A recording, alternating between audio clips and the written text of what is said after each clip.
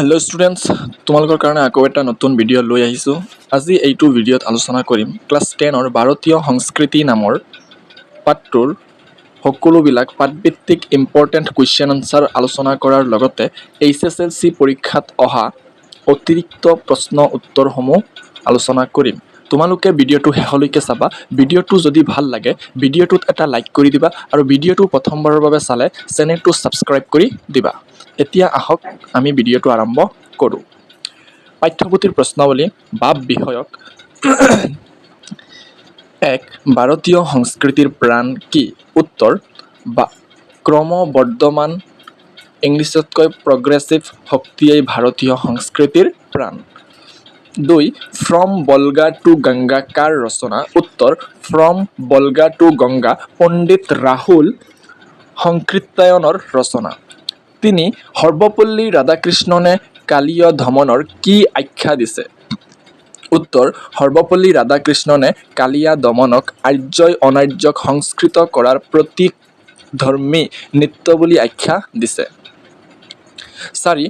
কোনটো যুগক ভাৰতীয় সংস্কৃতিৰ বিস্তাৰ যুগ বুলিব পাৰি? উত্তৰ বৌদ্ধ ধৰ্মৰ প্ৰচাৰ যুগক ভাৰতীয় সংস্কৃতিৰ বিস্তাৰ যুগ বুলিব পাৰি। 5. শিৱ আৰু শক্তি পূজাৰ মূল ক'ত আৱিষ্কাৰ হৈছিল? উত্তৰ শিৱ আৰু শক্তি পূজাৰ মূল মহেঞ্জো-দাৰোৰ সংস্কৃতিত আৱিষ্কাৰ হৈছিল। 6. ইছলামীয় ভাস্কৰ্যৰ মূল সম্পদ কি? উত্তৰ গঠনৰ সৰলতা আৰু সূক্ষ্মতা হ'ল ইছলামীয় ভাস্কৰ্যৰ মূল সম্পদ। 7. অজন্তাৰ ছবিবোৰত প্ৰকাশ পোৱা ভাৱ-বস্তু দুটা কি কি? উত্তৰ অজন্তাৰ ছবিবোৰত প্ৰকাশ পোৱা ভাৱ-বস্তু দুটা হ'ল ক. সন্ন্যাস জীৱন য'ত দয়া, ধ্যান আৰু মৌনতা প্ৰকাশ পাইছে আৰু খ.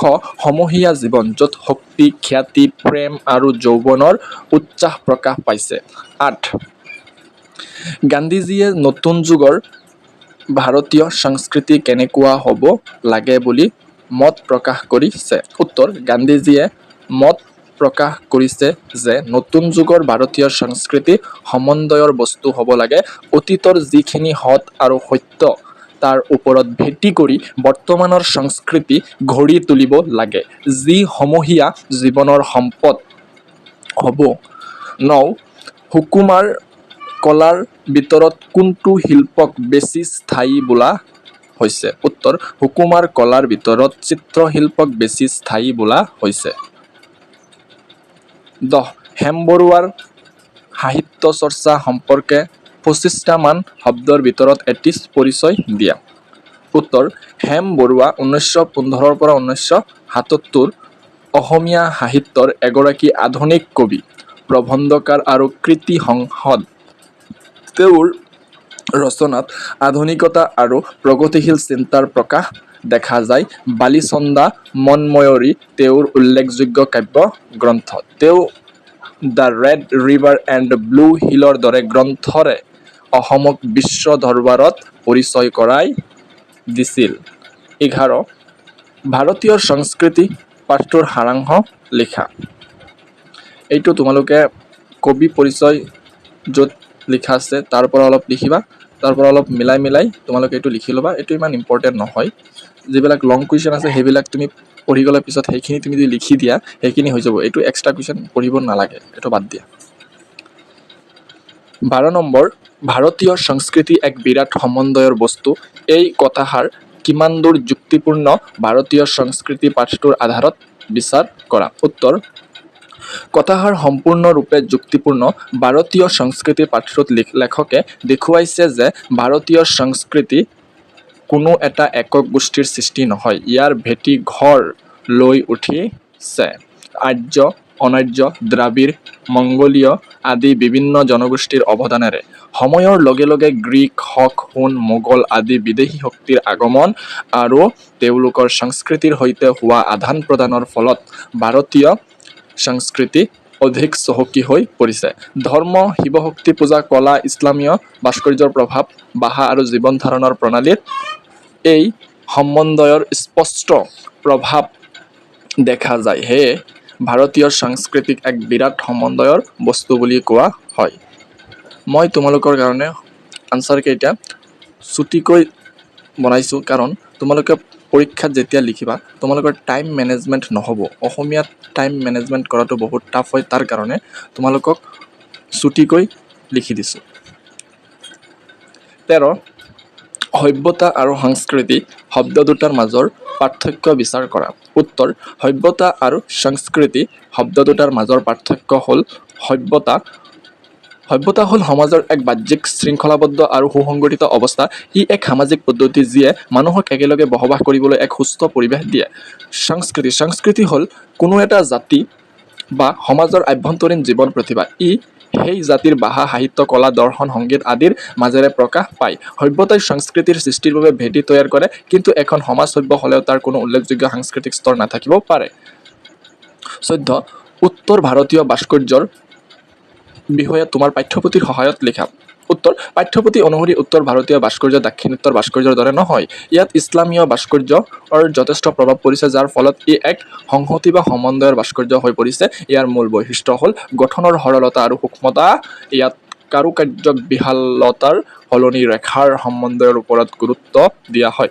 ইছলামীয় ভাস্কৰ্যই হিন্দু ভাস্কৰ্যৰ জটিলতা কমাইছে আৰু হিন্দু ভাস্কৰ্যই ইছলামীয় ভাস্কৰ্যক কাৰুকাৰ্য প্ৰদান কৰিছে। সেই সমন্বয়ৰ এক উৎকৃষ্ট উদাহৰণ হ'ল তাজমহল।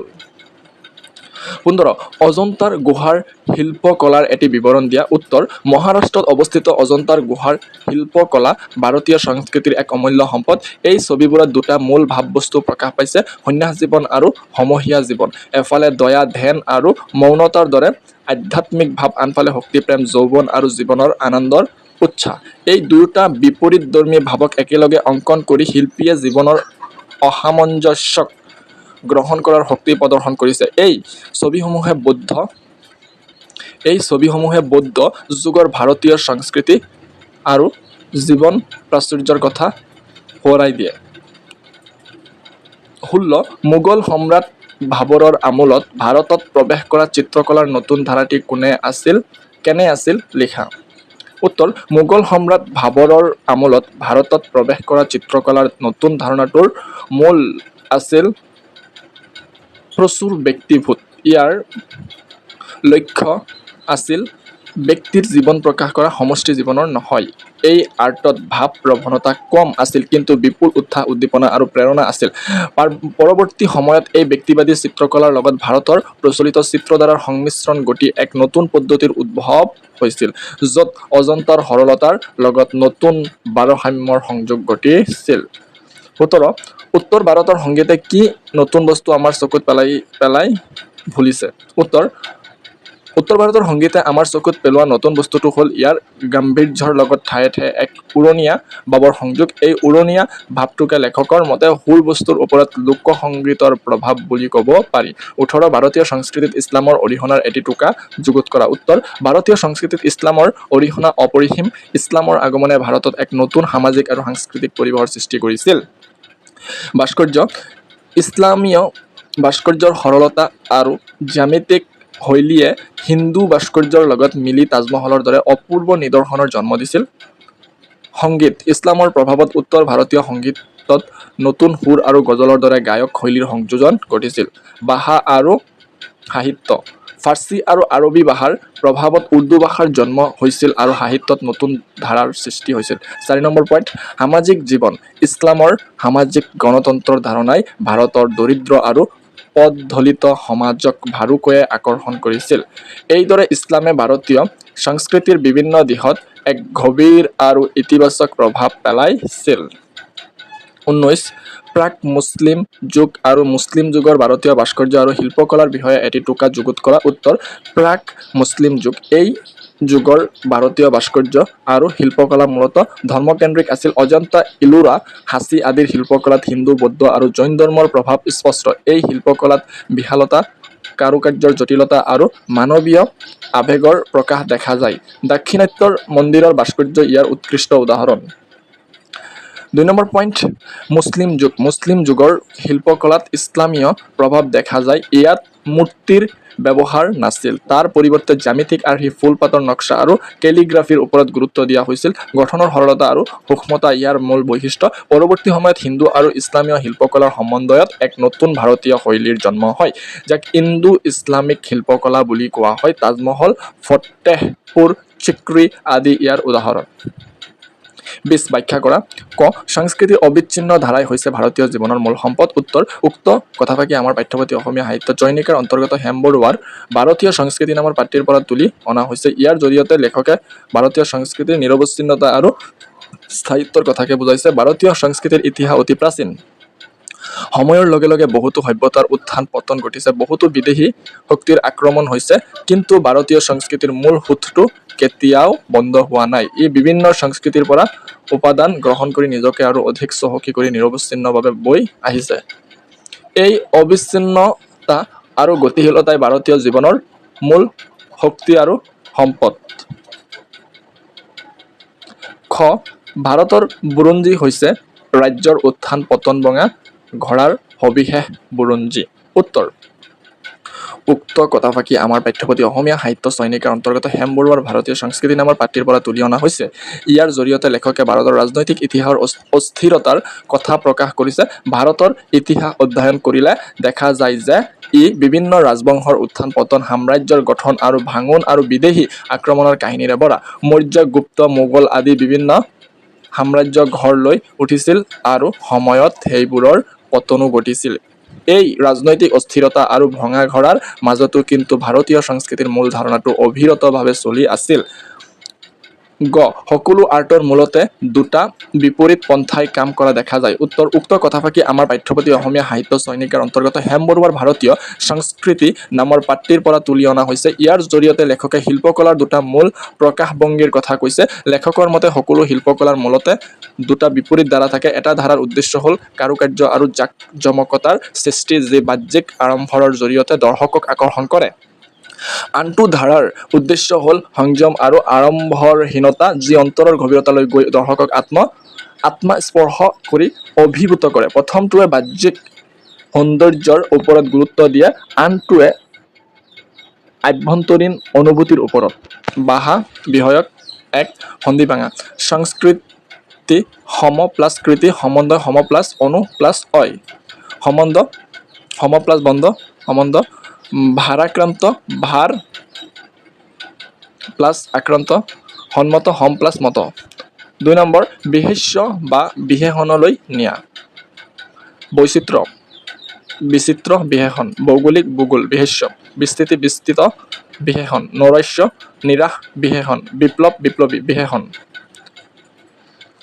HSLC পৰীক্ষাৰ পূৰ্ববৰ্ষৰ প্ৰশ্ন উত্তৰ 2015 পৰা 2025 চনলৈকে। চমু প্ৰশ্ন: ১. সভ্যতা আৰু সংস্কৃতিৰ মাজৰ পাৰ্থক্য কি? HSLC 2018 আহিছিল। উত্তৰ: সভ্যতা হ'ল সমাজৰ বাহ্যিক শৃংখলাবদ্ধ অৱস্থা, আনহাতে সংস্কৃতি হ'ল জাতিৰ আভ্যন্তৰীণ জীৱন প্ৰতিভা, যি কলা, সাহিত্য, দৰ্শনত প্ৰকাশ পায়। ২. হেমবৰুৱাৰ এখন গ্ৰন্থৰ নাম লিখা। HSLC 2019 আহিছিলে। উত্তৰ: হেমবৰুৱাৰ এখন গ্ৰন্থ হ'ল বালিচন্দা। ৩. ভাৰতীয় সংস্কৃতিৰ প্ৰাণ কি? HSLC 2020 আহিছিলে। উত্তৰ: ক্ৰমবৰ্ধমান শক্তিয়ে ভাৰতীয় সংস্কৃতিৰ প্ৰাণ। ৪. তাজমহলক কিহৰ নিদৰ্শন বুলি কোৱা হৈছে?